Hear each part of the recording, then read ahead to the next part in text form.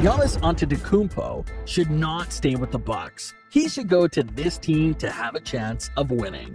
Milwaukee does not deserve Giannis. He should go to a real team like the Lakers or the Heat.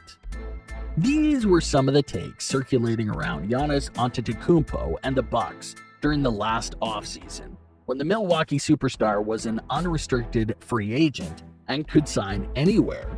Everywhere except Buck fans were clamoring for Giannis to sign elsewhere, saying that it was the better choice for his career and all that jazz.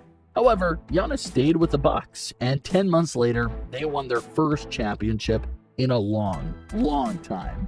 So, with these in mind, will Giannis ever request a trade? Many think that if the Bucks ever underperform again, Giannis should request a trade to the Los Angeles Lakers. Let's look at these scenarios and then a little commentary on this situation. To start though, you must know something. Giannis Antetokounmpo is the player who is least likely to abandon his team by requesting a trade.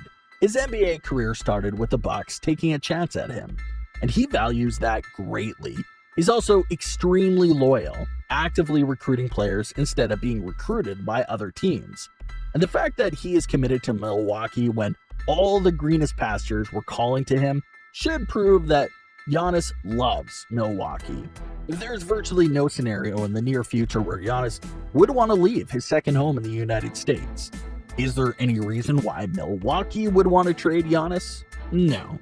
Giannis is the first mega superstar the city has ever had the pleasure of calling their own in years. And he's also one of the few mega superstars that has committed fully to their team. Many of the league's most established stars have switched teams at some point. LeBron James went from Cleveland to Miami, back to Cleveland, and then to Los Angeles. Kevin Durant ditched Oklahoma City for sunny Oakland, and then went to the Big Apple, along with James Harden, who demanded a trade from Houston, and Kyrie Irving, who arrived with KD from Boston.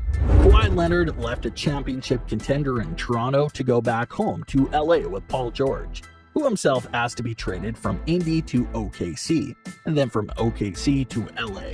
And despite all these roster moves, Giannis stayed put. He stuck with the team and collaborated with the front office to improve their roster. He could have easily left, but he didn't.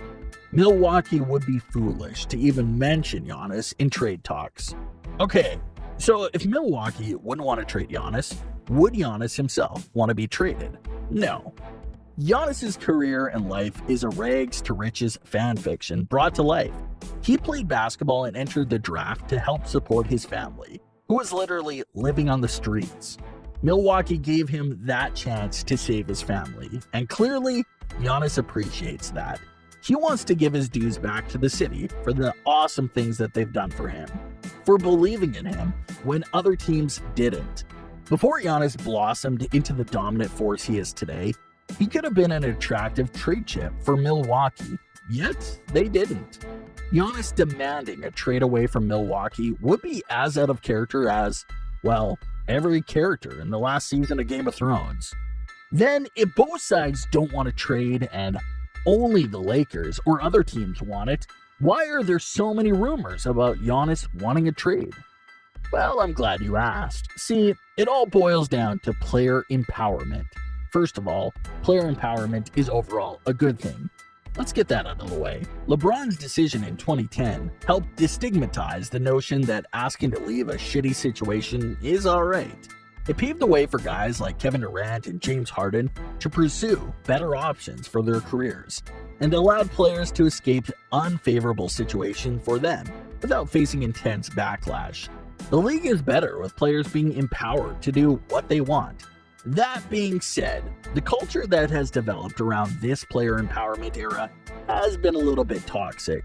If a star player is performing well, but his team has been largely disappointing, fans automatically assume that that player will dislike being there and push him towards a big market team, even though said player has been with the team for a long time and has repeatedly affirmed his loyalty to his home team. Media pundits and fans will find a way to shoehorn him into trade rumors. Just look at Giannis and Damian Lillard, two homegrown stars who have been the target of many trade speculations throughout their entire career. When the Blazers and Bucks flopped and flailed, fans outside of the city wanted Lillard and Antetokounmpo to leave.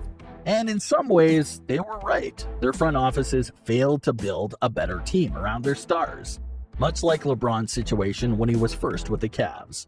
But unlike LeBron, Dame and Giannis had repeatedly shown their dedication to their cities, both in actions and in words. It feels wrong to force them out of a situation that they clearly like, being the star player of a city, having tons of people supporting you. There's also the fact that big market teams often have an upper hand over smaller market teams.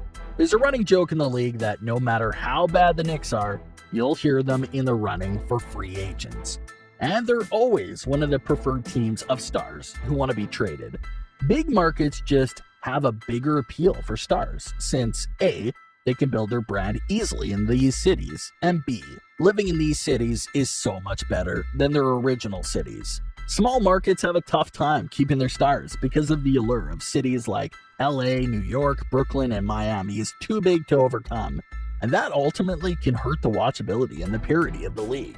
Imagine if every team just became a farm team for the bigger teams, where they cultivate top picks to eventually trade them to the Lakers or the Heat.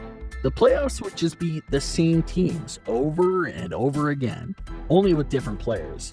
Just look at how interesting these playoffs were. We had two teams with mostly homegrown players competing in the finals. The Western Conference Finals was a dismantling of a super team by the hands of the Phoenix Suns. The ECF, on the other hand, featured two stars drafted by their current team, dunking it out. It makes for very interesting matchups, not just Lakers versus Nets all the time. So, to summarize, will Giannis ask for a trade? Maybe. We're not Sears. We can't predict the future. Maybe Bud messes up, I don't know, drops Giannis's kid, and that makes Giannis want out of Milwaukee. Or maybe he'd like a challenge and ask for a trade to the worst team in the league and see if they can carry him. Who the hell knows what's going to happen 3-4 years from now? We thought Wade would retire a lifelong Heat, but then that weird Bulls-Cavs phase happened. Same for Russell Westbrook. He was the face of the franchise, but eventually he got tired of losing and asked out of OKC politely. But we should let these decisions happen organically, without any pressure from the media.